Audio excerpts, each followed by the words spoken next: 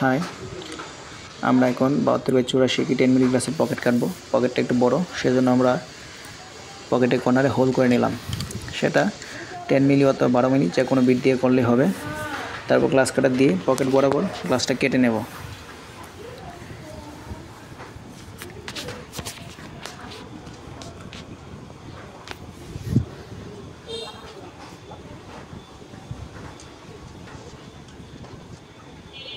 কাটা শেষ। এখন পকেটটা বাইর করে ডিস্ক এবং প্লাস দিয়ে কাটিং বরাবর আমরা গ্লাসটা ফাটিয়ে নেব।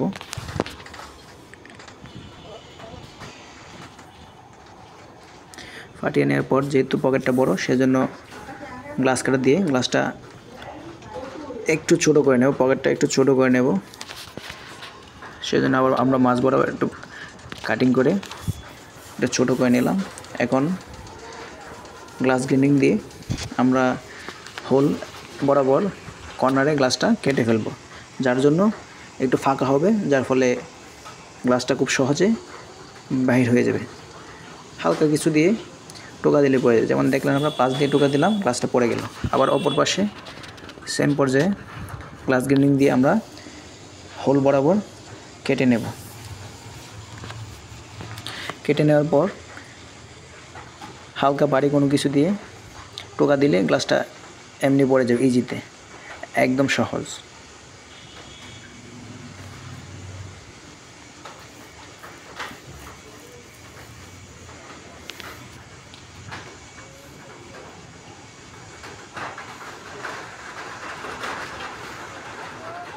কাটা শেষ। এখন প্লাস দিয়ে টোকা দিলাম।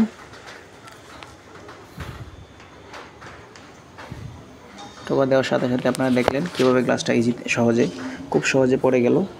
এখন আমরা গ্লাস গ্রাইন্ডিং দিয়ে গ্লাসটা একটু ঘষে দেব, যাতে করে দাঁড়ালো কোনো কিছু না থাকে।